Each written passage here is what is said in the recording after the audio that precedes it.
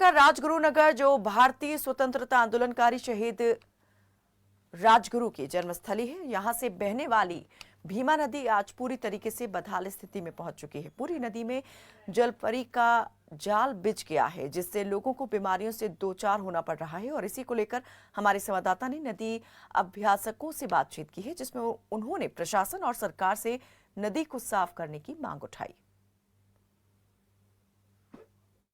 भीमा नदी जो भीमाशंकर से उगम होकर आगे चल के इंदापुर से पंढरपुर में चंद्रभागा को मिलती है। यह नदी महाराष्ट्र के उन नदियों में आती है जो काफ़ी प्रमुख नदियों में मानी जाती है। आप मेरे पीछे देख सकते हैं, ये जो गार्डन है, हरियाली है, अगर ये कोई देख ले तो कहेगा वाह क्या शहर है।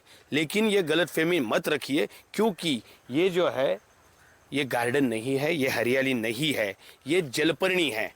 जलपर्णी मतलब यहाँ के लोग बीमार पड़ते हैं इस खराब जलपर्णी की वजह से।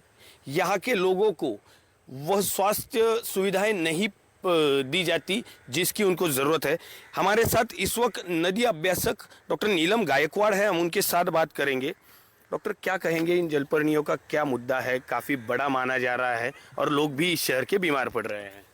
देखिए, अभी जलपर्णी का जो सवाल आपने पूछा है उसके बारे में पहले तो ये है कि ये जलपर्णी जो दूषित पानी है ना, में आए, लोगों को दिखना चाहिए कि आपके पीछे क्या प्रॉब्लम है। प्रदूषित पानी जो है ना, उसके ऊपर बढ़ने वाली, उसके ऊपर जीने वाली और बहुत कम समय में अपना साम्राज्य बढ़ाने वाली ये जलपर्णी, इसकी वजह से क्या होता है, एक तो ये जलपर्णी का मोटा मोटा जो है एक आवरण तैयार हो जाता है पानी के सतह के ऊपर, तो उसकी वजह से तो बहुत सारे प्रॉब्लम है ही। लेकिन सबसे बड़ा प्रॉब्लम यह है कि इसी नदी का पानी सब गांव के लोग पी रहे हैं और ये पानी दूषित है, प्रदूषित है। इसी की वजह से जलपर्णी का इसके ऊपर जो फैलाव है वो बढ़ता जा रहा है। और जलपर्णी की वजह से ना जो घातक और जहरीले पदार्थ भी है, जो घटक है, तत्व बोल सकते हैं हम लोग, ये पानी में ज़्यादा बढ़ रहे हैं। और दूसरा ये एक महत्वपूर्ण मुद्दा यहाँ पे ये आता है कि डेंगू और मलेरिया की जो बीमारी आती है, जब गांव में महामारी आती है तो मच्छर के काटने से ये बीमारी होती है। तो मच्छर के लिए, उनके पनन के लिए जो बोलते हैं ना हम लोग, तो उसके लिए ब्रीडिंग ग्राउंड यहाँ पे। डॉक्टर है। हाँ। डॉक्टर, हमें ये बताएं कि ये जो पीछे हमारे है, अगर यहाँ के नागरिकों को अच्छी तरह से पानी नहीं मिलता है या ये साफ नहीं किया जाता, तो आपने कहा कि डेंगू या मलेरिया होता है, लेकिन यह नदियाँ ही मरनासन्न अवस्था में है, मर रही है, उसके बारे में क्या कहेंगे? हाँ, नदियाँ तो मर रही है क्योंकि देखिए ये पानी तो खराब है, ये लोगों तक जा रहा है। लेकिन दूसरी बात ये है कि ये जितना अभी हम देखेंगे तो ऐसा लगता है कि किसी ने हरे कलर की कालीन बिछाई है, लेकिन ये जितना बड़ा सरफेस एरिया पानी के ऊपर है, उससे क्या होता है कि बाष्प उत्सर्जन की एक प्रक्रिया रहती है, जिसकी वजह से क्या होता है कि पौधे जो रहते हैं ना, कि उनके अंदर का जो बाष्प है वो रंध्र रहते हैं उसके ऊपर, उसके पत्तों के ऊपर, उससे वो छोड़ देते हैं।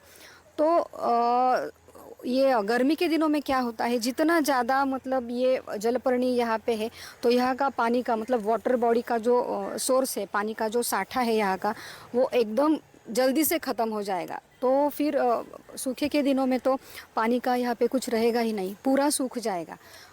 एक अभ्यास कहता है कि जो साठा जो है पानी जो छोड़ा जाता है पीने के लिए, जो 4 महीने के लिए लोगों के लिए छोड़ा जाता है धूप में, वो सिर्फ 4 महीने के अलावा 1.5 से 2 महीने में ही खत्म होता है। हमारे साथ वाळुंज सर है जो यहाँ पे शिक्षक पहले रहे हैं, ये भी नदी अभ्यासक है। सर, क्या कहेंगे, नगर परिषद हो, विधायक हो या सांसद हो, इन तीनों लोगों का इस चीज़ पे, गलत चीज़ पे ध्यान नहीं है। और हम इस वक्त जहाँ पे खड़े हैं, यहाँ पे मेरे पीछे आप देख सकते हैं एक ऐसे शहीद का स्मारक बनने जा रहा है, राष्ट्रीय स्मारक बनने जा रहा है, जिस शहीद ने, शिवराम हरी राजगुरु ने, इस देश को आज़ादी दिलाई थी। सर, आप क्या कहेंगे? अभी इतना गंदा देखकर बहुत गंदा भी लगता है। ये राजगुरु का जन्मभूमि है, 1-1.5 साल में ये राष्ट्रीय स्मारक हो रहा है। ऑल ओवर इंडिया से विजिटर्स आने वाले हैं। जब विजिटर्स आएंगे तब हम क्या बताएंगे उनको, ये राजगुरु का जन्मभूमि है। इतना गंदा देखकर हमें भी उसका थोड़ा प्रॉब्लम ऐसा लगता है। तो नगर परिषद ने ये सब देखकर अच्छा इस पे सॉल्यूशन निकालना चाहिए। और जो पॉलिटिक्स वाले हैं, एमएलए हो, खासदार हो, आमदार हो, इन्होंने भी थोड़ा ध्यान करके इसको अच्छा करना चाहिए। यह कुछ नदी अभ्यासक थे जो हमें बता रहे थे कि अगर यह नदी साफ नहीं की जाती तो आने वाले समय में यहाँ के नागरिक बीमार भी हो सकते हैं और शायद अगर इस नदी को साफ नहीं किया जाता तो यहाँ के नागरिकों को, कुछ नागरिकों को जिनके इंटरनल पावर बहुत कम होती है, उनको जान भी गंवानी पड़ सकती है। लेकिन अगर यहाँ के विधायक और सांसद अपनी नींद से जग जाए तो यह नहीं होगा। कैमरामैन वैभव वाघमारे के साथ सिद्धेश कर्नावट, खबर फास्ट, राजगुरुनगर।